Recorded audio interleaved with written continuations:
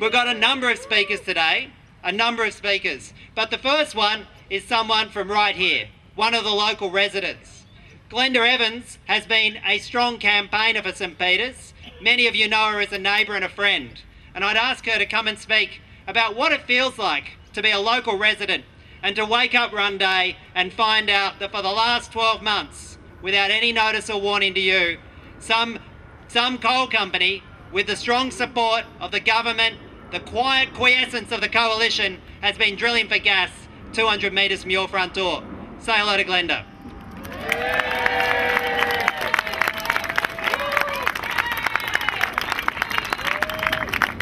Thank you very much. I'm a bit new to this. I'd like to thank first of all Fiona, the Mayor of Marrickville, Kate Fairman for digging this up, and everyone from Marrickville who's arrived here, because I dare say there's not that many from the City of Sydney. Okay, good, we're here. I think I should explain something. We're actually in Alexandria now. Across there is St Peters. The border runs Alexandria, it goes right through here. The City Marrickville Council starts at the top of Barwon Park Road. It's a responsibility of the City of Sydney. We are currently also standing on the pump station for the desalination plant. Yes, the pipes run through here into Darla Dump within how many metres of the drill site, we don't know. The drill site is actually, if you look at me, across there, 200 metres down the road. And that to me is a worry. We were shown how this happened was on Saturday the 13th, the St Hilda arrived on our door and spoke to the neighbours. We were amazed. Gave us PL 463, please read it, very erroneous, misleading document. Now, let me see, we are going to have trucks 24/7. We're going to have a lovely flare pit out the back. And when they find the gas, and they will find the gas, they'll be drilling more holes. Now, the person who actually owns this site over here is a man called Mr. Ian Maloof. He owns Darla Dump. He has actually been talking with Apollo Gas for longer than anyone knew.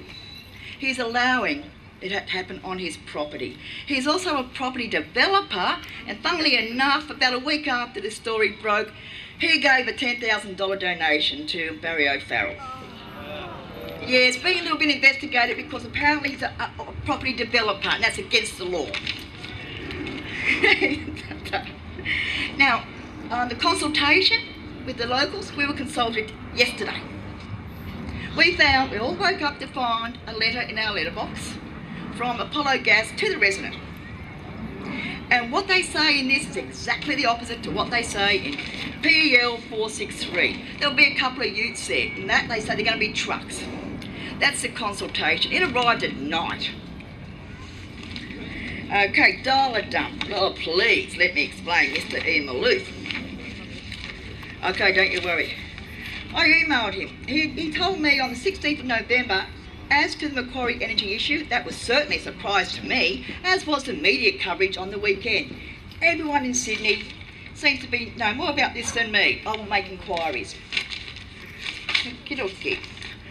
On the 10th of December, it comes out, we had been contacted quite a while ago about oil exploration, about an exploration drill on our position at the time. That was what, hang on, that doesn't always write very good. That we would wait to see, our position was we wait to see what the state government said. As we understand it, something like 3/4 of the state is subject to exploration licences. We understand they can just as easily drill in Sydney Park or on state government or public land. He said there's no work going on his land. There is work going on his land. I've seen the trucks, the vans going in there from AGM Core Drilling. Now, I will now get on to the City of Sydney, who has sadly let us down, very sadly let us down. If Kate Fairman, who was in the state government, can find out about what's going on here, why could not Clover? It takes Clover Moore 1 month to answer an email. I got an email back on council letterhead, and all she did was bleat on about what she's done as a state member. Council cannot do anything. What they can do is Dan will have their rangers out there to find the trucks, to sit on them and to make sure they're 6 inches over anyone's driveway, they get booked. Thank you very much.